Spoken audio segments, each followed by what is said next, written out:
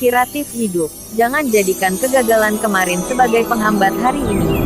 Semangat untuk membuat hari esok lebih baik melalui hari ini.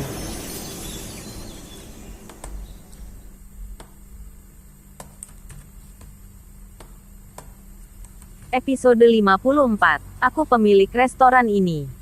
Awalnya para tamu yang berada di lantai 2 sampai lantai 5 restoran The Cloud sudah berencana kembali ke ruang pribadi mereka masing-masing untuk lanjut makan dan minum sesudah pertunjukan.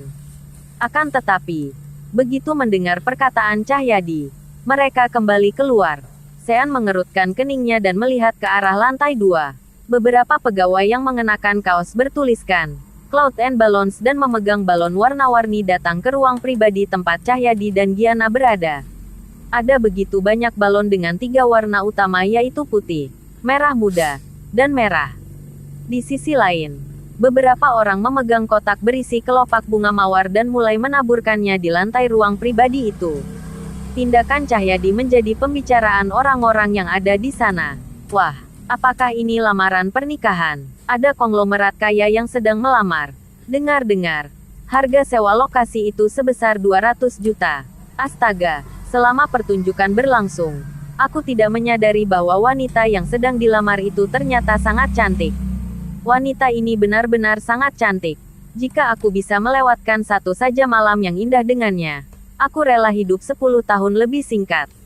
Kamu mabuk. Ya, wanita seperti ini adalah putri keluarga konglomerat. Bagaimana mungkin orang-orang seperti kita bisa memiliki wanita elit seperti itu? Sean benar-benar naik pitam. Bisa-bisanya Cahyadi melamar di restorannya dengan seenaknya tanpa izin seperti itu dan bahkan melamar wanitanya. Sean pun memaki dalam hati. Brengsek. Sean langsung memanggil manajer restoran dan memerintahkan, segera bersihkan sampah-sampah yang ada di lantai 2 dan ambil juga mikrofonnya. Baik, bos. Di lantai 2. Cahyadi berlutut dengan satu kaki menghadap Giana sambil memegang mikrofon dan kemudian berkata, Giana, apakah kamu bersedia? Tes. Tepat saat sedang berbicara, Cahyadi menyadari bahwa mikrofon itu tiba-tiba mati. Tak hanya itu, para pelayan restoran datang membawa jarum untuk mengeluarkan SIM card dan menusuk setiap balon yang melambangkan keromantisan dan kesucian. Dor. Puluhan balon ditusuk satu per satu. Hanya dengan sekali tusukan, semua balon itu meletus. Apa yang kalian lakukan? Cahyadi berseru dengan panik. Kenapa sembarangan menusuk balonku? Balon itu mengungkapkan perasaanku. Saat Cahyadi sedang mengamuk, seorang wanita parubaya berusia 40-an datang dengan sapu dan berkata, angkat kaki. Sambil berkata seperti itu, pelayan parubaya tersebut mulai menyapu lantai dan menyapu semua kelopak mawar kecikrak. Cahyadi kembali melompat dan berseru, ah, mawarku, jangan disapu. Pelayan parubaya tersebut sama sekali tidak mendengarkan Cahyadi karena ini adalah perintah dari Sean. Para tamu pun mulai menertawakan Cahyadi. Hahaha, bocah ini mau berlagak romantis. Tapi tanpa disangka justru ditembak mati di tempat oleh pelayan restoran. Benar-benar konyol. Aku rasa lamaran ini tidak akan berhasil. Haha, kenapa aku begitu gembira? Meskipun kita tidak pantas bagi wanita cantik itu, aku juga tidak ingin dia menikah dengan konglomerat memalukan ini. Para tamu tertawa selama beberapa saat sebelum kembali ke ruang pribadi masing-masing. Melihat tempat lamaran pernikahan yang telah disiapkannya dihancurkan dan kerumunan sudah bubar, Cahyadi berteriak dengan marah, panggil pemilik restoranmu. Apa neneknya tahu aku ini siapa? Aku Cahyadi Pangestu. Dari keluarga Pangestu. Suruh dia cari tahu kedudukanku di Jakarta.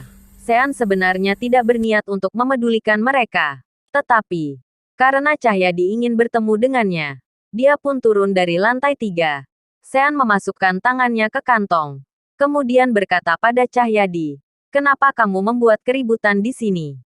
Kalau tidak mau makan, enyah saja dari sini.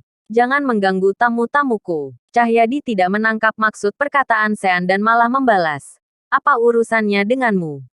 Minggir sana. Aku ingin mencari pemilik restoran ini. Aku pemilik restoran ini. Jawab Sean dengan tegas. Apa? Cahyadi dan Giana sama-sama tercengang.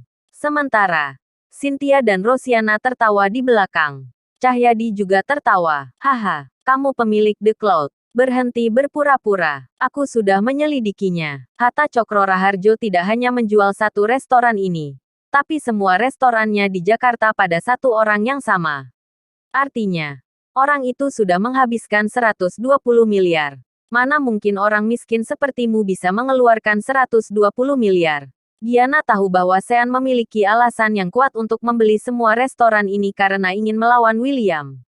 Namun, dia juga tidak percaya bahwa Sean bisa memiliki uang sampai 120 miliar. Haha, apa?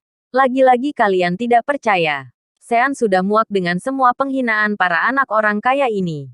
Dia memanggil wanita parubaya yang menyapu lantai itu. Bibi, tolong ke sini sebentar. Wanita parubaya tersebut mendekat. Tadi pagi, dia sudah bertemu Sean sehingga dia tahu bahwa Sean adalah pemilik restoran. Dia pun membungkuk dengan penuh hormat dan menyapa, "Bos." Sean menunjuk Cahyadi sambil berkata pada wanita parubaya itu. Tampar wajahnya dengan sapu. "Saya akan menggandakan gaji bulanan Bibi 10 kali lipat." 10 kali lipat. Wanita parubaya itu sontak kegirangan. Menjalankan perintah Sean dengan patuh. Dan menamparkan wajah Cahyadi dengan sapu yang ada di tangannya. Cahyadi tidak menyangka dan tidak ingin percaya bahwa dirinya, seorang tuan muda dari keluarga Pangestu yang terhormat, ditampar oleh seorang pelayan. Dia memuntahkan sampah yang menempel di sapu dan masuk ke mulutnya. Ah! Cih, tukang sapu busuk. Sudah bosan hidup. Ya, apa kamu tidak tahu aku ini siapa? Teriak Cahyadi sambil menghindari pukulan wanita parubaya itu. Mana saya tahu. Saya ke sini untuk bersih-bersih. Jawab wanita itu. Bos yang menggaji saya. Jadi saya akan melakukan apapun yang dia minta. Si pelayan parubaya hendak memukul Cahyadi dengan sapu lagi. Tetapi Sean menghentikannya. Sean menatap Cahyadi sambil berkata, "Sudah percaya. Jika kamu tidak percaya, aku bisa menyuruh pelayan lain untuk memukulmu." Cahyadi menunjuk Sean dan berkata dengan penuh emosi, "Oke, Sean. Aku di sini untuk melamar. Aku berpikir, siapa yang sudah menghancurkan rencanaku? Ternyata kamu. Kenapa? Apa kamu panik saat melihatku melamar Giana? Cemburu? Sakit hati?" Giana tahu bahwa Sean masih mencintainya sehingga tentu saja tidak ingin melihatnya dilamar oleh orang lain. Namun, Sean berkata, "Aku dan Giana sudah bercerai. Jika kamu melamarnya, itu tidak ada sangkut pautnya denganku sama sekali. Hanya saja, harus tunduk pada peraturanku saat di restoranku. Tanpa persetujuanku, kamu tidak bisa melakukan hal-hal semacam ini." Kamu, Cahyadi sangat kesal. Tetapi, sekarang Sean adalah pemilik restoran, sedangkan dirinya hanyalah seorang tamu. Jika Cahyadi tidak di kandangnya sendiri, dia tidak akan bisa mengganggu Sean. "Sean, kamu pasti tidak punya uang untuk membeli restoran ini dan bahkan mengundang penyanyi terkenal untuk bernyanyi di sini." Tebak Cahyadi. "Menurut tebakanku, Wapresdir Cynthia adalah bos besar." Cynthia tidak menyangkal sepenuhnya. "Aku memang memiliki beberapa saham." Ketika Cynthia mengetahui bahwa Sean akan mengambil alih industri F&B di Jakarta, dia segera menginvestasikan uangnya sebesar 8 miliar. Dia tahu bahwa dengan kekuatan Sean, menguasai pasar FB yang ada di Jakarta akan semudah membalikkan telapak tangan. Investasi ini dijamin pasti menguntungkan. Cahyadi mendengus dingin. Kemudian berkata, "Aku rasa sepertinya Wapresdir Cynthia tetap pemegang saham terbesar. Sementara Sean hanya memiliki sedikit saja. Kan? Sean, paling-paling kamu hanya memiliki beberapa ratus juta. Hanya 1% dari keseluruhan saham.